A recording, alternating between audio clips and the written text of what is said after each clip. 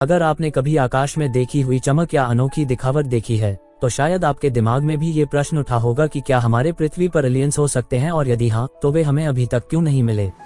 इस प्रश्न को फेर्मी पराधीन फर्मी पैराडॉक्स कहा जाता है, जो एक रोचक वैज्ञानिक पराधीन है जो विश्वविज्ञानी एरिको फेर्मी की ओर से प्रस्तुत किया गया था। फेर्मी पराधीन पूछता है कि यदि हमारा ब्रह्मांड इतना बड़ा है और यूनिवर्स के अनेक ग्रहों पर जीवन की संभावना है, तो फिर भी हमें अभी तक एक भी एलियन से संपर्क क्यों नहीं हुआ। कई विभिन्न ताकियों पर चर्चा हो रही है जो इस पराधीन को समझने की कोशिश करती हैं। चलिए हम एक एक करके इन ताकियों को समझते हैं।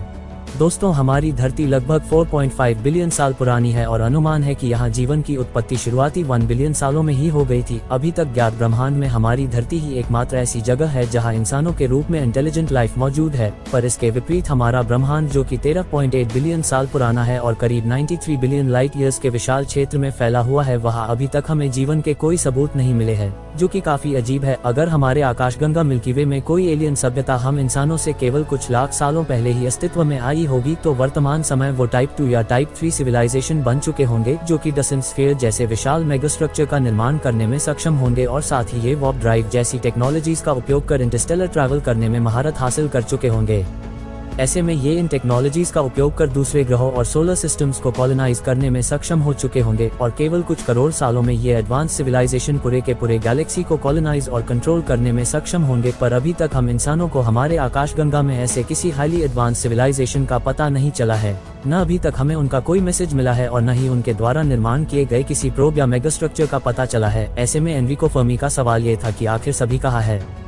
इसे ही फर्मी पैराडॉक्स के नाम से जाना जाता है। समय के साथ कई महान वैज्ञानिकों ने फर्मी के इस सवाल का जवाब ढूंढने के लिए कई हाइपोथेसिस दिए, जिनके बारे में आज हम चर्चा करेंगे। ब्रह्मांड में मौजूद अलग अलग तरह की हम ब्रह्मांड में मौजूद इंटेलिजेंट लाइफ को 3 कैटेगरीज में बांट सकते हैं, जिसमें पहला है टाइप 1 सिविलाइजेशन। ये सिविलाइजेशन अपने ग्रह पर मौजूद सारी एनर्जी को एक्सेस और हार्नेस करने में सक्षम होगा। वर्तमान समय में हम इंसान इस स्केल में 0.73 पर है और हम आने वाले कुछ सैकड़ों सालों में टाइप 1 सिविलाइजेशन बन जाएंगे। जिसके बाद आता है टाइप 2 सिविलाइजेशन। ये सिविलाइजेशन अपने तारे से निकलने वाली सारी एनर्जी को हार्नेस करने और अपने पूरे सोलर सिस्टम को कंट्रोल करने में सक्षम होंगे। ये एडवांस स्पीशीज अपने तारे की एनर्जी को हार्नेस करने के लिए डायसन स्फीयर और डायसन रिंग जैसे विशाल एलियन मेगास्ट्रक्चर्स का उपयोग करेंगे। उसके बाद आता है टाइप 3 सिविलाइजेशन। ये सिविलाइजेशन अपने पूरे गैलेक्सी को कंट्रोल करने में सक्षम होगा। ये न सिर्फ अपने पूरे आकाशगंगा के एनर्जी को हार्नेस कर सकेंगे, साथ ही ये पूरे के पूरे गैलेक्सी को कॉलोनाइज करने में सक्षम होंगे। टाइप 3 सिविलाइजेशन हम इंसानों के लिए किसी गॉड लाइक एंटिटी से कम नहीं होंगे। सन 1950 में एक दिन एनरिको फर्मी मेक्सिको में मौजूद लॉस एलमोस नेशनल लैबोरेटरी में अपने कलीग्स के साथ लंच कर रहे थे और इसी दौरान उनके दोस्तों और उनके बीच एलियन लाइफ यानी एक्स्ट्रा टेरेस्ट्रियल लाइफ के एग्जिस्टेंस को लेकर काफी गर्म चर्चा हो रही थी, जहां वो इस बात पे चर्चा कर रहे थे कि अगर इस ब्रह्मांड में हमारे धरती के अलावा कहीं और जीवन मौजूद है तो आखिर वो कहाँ है।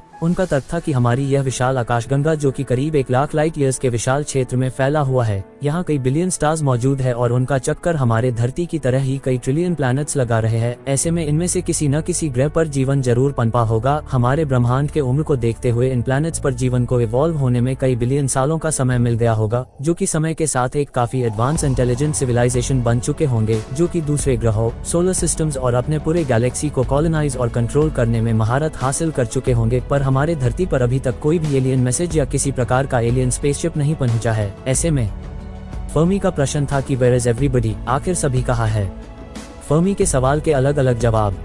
समय के साथ कई महान वैज्ञानिकों ने फर्मी के इस प्रश्न का जवाब ढूंढने की कोशिश की, जिसके अंतर्गत उन्होंने कई तरह के हाइपोथेसिस यानी असम्पशंस दिए जो कि फर्मी के प्रश्न का जवाब हो सकते हैं। मुख्य रूप से ये हाइपोथेसिस हमारे ब्रह्मांड में लाइफ को इवॉल्व होने से और इंटेलिजेंट लाइफ को इस विशाल ब्रह्मांड में फैलने से रोकते हैं। ऐसे में आज हम ऐसे ही कुछ मजेदार और रोचक हाइपोथेसिस के बारे में चर्चा करेंगे। इस हाइपोथेसिस के अनुसार हमारे इस विशाल ब्रह्मांड में एक तरह का ग्रेट फिल्टर मौजूद है, जिसकी वजह से लाइफ फॉर्म्स एक इंटेलिजेंट स्पीशीज बनने से पहले ही कुछ न कुछ कारणवश एक्सटिंक्ट हो जाते हैं। इसके अनुसार हमारे ब्रह्मांड में कई ऐसे प्लैनेट्स मौजूद है जो कि अपने तारे के हैबिटेबल जोन में मौजूद है, जो कि किसी प्रकार के जीवन के पनपने के लिए अनुकूल है। यहाँ जीवन पनपता है, पर किसी कारण से आए विशाल मास एक्सटिंक्शंस की वजह से उस प्लैनेट पर जीवन का अंत हो जाता है। इन मास एक्सटिंक्शन का कारण climate change, gamma bursts, asteroids impact, volcanoes या आइस एज हो सकता है। यह मास एक्सटिंक्शन या तो जीवन की शुरुआत यानी माइक्रोबियल फेज में हो जाता है या फिर इंटेलिजेंट स्पीशीज बनने से पहले, जो कि आखिरकार इस लाइफ फॉर्म को हम इंसानों की तरह इंटेलिजेंट स्पीशीज बनने से रोक देता है।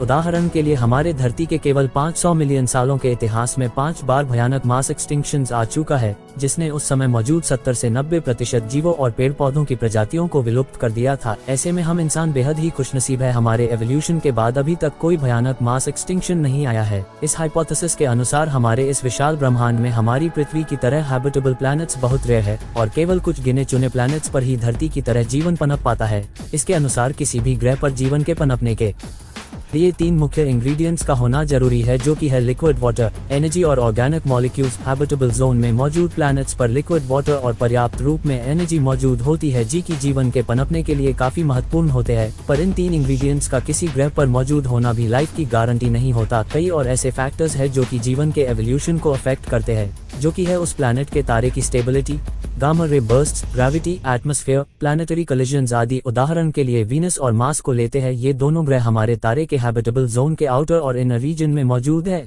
यहाँ थियरी के अनुसार किसी न किसी प्रकार का जीवन जरूर मौजूद होना चाहिए, पर वीनस ग्रह एक लिविंग हेल है जहाँ बेहद थिक एटमॉस्फेयर मौजूद है, जो कि हमारे सौरमंडल का सबसे गर्म ग्रह है। वहीं मार्स ग्रह पर कोई एटमॉस्फेयर ही मौजूद नहीं है और यहाँ का टेम्परेचर -डिग्री में चला जाता है। इस हाइपोथेसिस के अनुसार हमारे इस विशाल ब्रह्मांड में जीवन हमारी धरती से भी कई बिलियन सालों पहले पनप चुका है और हाईली एडवांस एलियंस का अस्तित्व मौजूद है, पर वर्तमान समय में वो एक तरह के हाइबरनेशन या रेस्टिंग कंडीशन में मौजूद है। इसके अनुसार हमारी ब्रह्मांड की उम्र करीब 13.8 बिलियन ईयर्स है और हमारी धरती पर जीवन केवल 4 बिलियन साल पुराना है। ऐसे में हमारी धरती से पहले इन 10 बिलियन सालों के दौरान कहीं न कहीं जीवन जरूर पनपा होगा। ये सभ्यता हमारे यूनिवर्स के काफी अर्ली स्टेज में पनपा होगा, जहाँ गैलेक्सीज अपना रूप ले रही थी। ऐसे में यह इंटेलिजेंट सभ्यता हमारे धरती पर मौजूद जीवन से कहीं ज्यादा एडवांस होगा, जो कि दूसरे सोलर सिस्टम्स को कंट्रोल करने और गैलेक्सीज को कॉलोनाइज करने में सक्षम होंगे। पर धरती पर मौजूद इंसानों की तरह ही यूनिवर्स के अर्ली स्टेज में इवॉल्व हुआ ये सिविलाइजेशन इस विशाल ब्रह्मांड में बेहद ही अकेले होगा, जहाँ उनसे बात करने वाला कोई मौजूद नहीं होगा, या शायद वो हमारे यूनिवर्स के एक सही कंडीशन में आने के इंतजार में एक तरह के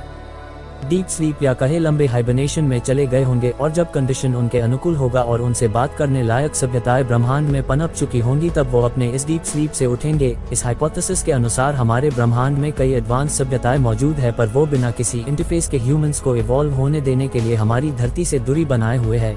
इसके अनुसार अगर हमारे ब्रह्मांड के अर्ली स्टेज में कहीं जीवन पनपा होगा तो वह हमारे धरती पर मौजूद जीवन से कहीं ज्यादा एडवांस होगा, जो कि उनके बाद जन्मे किसी दूसरे स्पीशीज को मॉनिटर करने, कंट्रोल करने और साथ ही मैनिपुलेट करने में सक्षम होगा। पर यह उस यंग स्पीशीज या सिविलाइजेशन के एवोल्यूशन और ग्रोथ के लिए खतरा साबित हो सकता है। ऐसे में वो दूसरे स्पीशीज को इवॉल्व होने देने के लिए प्रॉपर समय देना चाहते हैं। ऐसे में यह एडवांस एलियन सभ्यता दूसरे स्पीशीज को मॉनिटर करते रहते हैं, और जब तक वह सभ्यता कल्चरल, सोशल और साइकोलॉजिकल तौर पर एक खास लेवल तक डेवलप नहीं हो जाते, जहां वो किसी एडवांस एलियन सभ्यता द्वारा कांटेक्ट करने के इम्पैक्ट को झेलने में सक्षम हो। ऐसे में हो सकता है कि हमारी धरती अभी तक उतनी एडवांस नहीं हुई हो और सही समय आने पर यह एलियन सभ्यता हमसे कांटेक्ट करेगी। इस हाइपोथेसिस के अनुसार हमारे इस विशाल ब्रह्मांड में धरती से परे कई ग्रहों पर जीवन पनपा था, पर सेल्फ रेप्लिकेटिंग किलर रोबोट्स ने इन एडवांस स्पीशीज का खात्मा कर दिया। इसके अनुसार हमारे ब्रह्मांड की उम्र को देखते हुए हमारे आकाशगंगा मिल्की वे में ही कई सैकड़ों ग्रहों पर इंटेलिजेंट लाइफ इवॉल्व हुए होंगे, पर हो सकता है एक काफी इंटेलिजेंट सभ्यता ने अपने काम के लिए एक artificially intelligent self replicating robot का निर्माण किया हो, पर समय के साथ यह रोबोट इनके कंट्रोल से बाहर हो गए हो और इन्होंने इस प्रजाति का अंत कर दिया हो, और तभी से ये सेल्फ रेप्लिकेटिंग किलिंग रोबोट्स पूरे आकाशगंगा में फैल गए हो, जहाँ वो एक कर हर ग्रह पर मौजूद जीवन का सफाया कर रहे हो, और जिसकी वजह से कोई भी लाइफ फॉर्म इंटेलिजेंट लाइफ बनने से पहले ही खत्म हो जाता है। धरती पर भी मौजूद कई वैज्ञानिक भविष्य में आर्टिफिशियल इंटेलिजेंट रोबोट्स का इंसानों के लिए खतरा बनने की संभावना जता चुके हैं। ऐसे में हो सकता है किसी बेहद ही हाईली एडवांस सभ्यता के साथ ऐसा हो भी चुका हो, जिसकी वजह से दूसरे लाइफ फॉर्म्स का भी अंत हो गया होगा। इस हाइपोथेसिस के अनुसार हम इंसान मैट्रिक्स फिल्म में दिखाए गए सिमुलेशन की तरह ही एक तरह के विशाल सिमुलेशन में मौजूद है, जिसे एक बेहद ही एडवांस एलियन स्पीशीज रन कर रही है, जिसकी वजह से हम किसी दूसरे एलियंस को अभी तक नहीं देख पाए हैं। इसके अनुसार हम इंसानों से भी पहले कई एडवांस एलियन स्पीशीज मौजूद है, जो कि इतने एडवांस हो चुके हैं कि ये हमारे यूनिवर्स के फिजिकल थियरीज को भी बदलने में सक्षम है, और हम इंसान मैट्रिक्स फिल्म में दिखाए जाने वाले कंप्यूटर सिमुलेशन जैसे ही किसी सिमुलेशन में मौजूद है, जिसे एक बेहद ही हाईली एडवांस स्पीशीज रन कर रही है।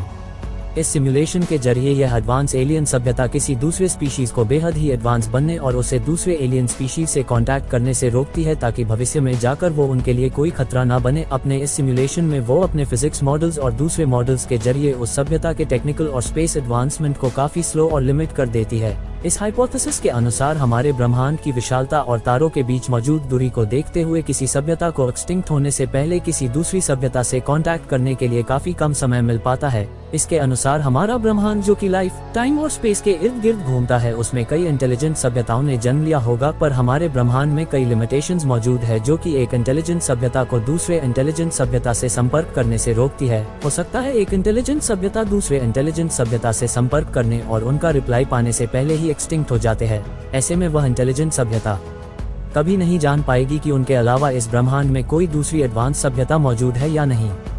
इस हाइपोथेसिस के अनुसार हमारे ब्रह्मांड में लाइफ बेहद ही कॉमन है, पर हम इंसानों की तरह इंटेलिजेंट लाइफ बेहद ही रेयर, और हम इंसान इस ब्रह्मांड में जन्म लेने वाले पहले इंटेलिजेंट स्पीशीज है। इसके अनुसार हम इंसान हमारे इस विशाल ब्रह्मांड में जन्म लेने वाले पहले इंटेलिजेंट स्पीशीज है, और हम इंसानों से पहले हमारे ब्रह्मांड में कोई इंटेलिजेंट लाइफ ही इवॉल्व नहीं हुआ था। हम इंसानों को धरती पर इवॉल्व हुए केवल कुछ लाख साल ही हुए हैं। ऐसे में हमारे ब्रह्मांड के जन्म के 13 बिलियन सालों तक हमारे यूनिवर्स में किसी भी प्रकार का इंटेलिजेंट लाइफ इवॉल्व नहीं हुआ था। हमारे ब्रह्मांड के उम्र के कंपेयर में ये काफी लंबा समय है, और इसे ही ग्रेट साइलेंस भी कहा जाता है, यानी कि हम इंसान इस विशाल ब्रह्मांड में मौजूद एकलौते इंटेलिजेंट स्पीशीज है। ऐसे में हम इंसानों के पास इस विशाल ब्रह्मांड में इंटेलिजेंट लाइफ को फैलाने और दूसरे प्लैनेट्स, सोलर सिस्टम और उनके बाद दूसरे गैलेक्सीज को भी कॉलोनाइज करने का एक बेहद ही सुनहरा मौका मौजूद है। हो सकता है कि उस समय तक कोई और इंटेलिजेंट स्पीशीज भी अस्तित्व में आ जाए। हम एलियंस को डस्टबिन बॉक्स से लेकर नीले रंग के जानवर तक के रूप में इमेजिन कर चुके हैं।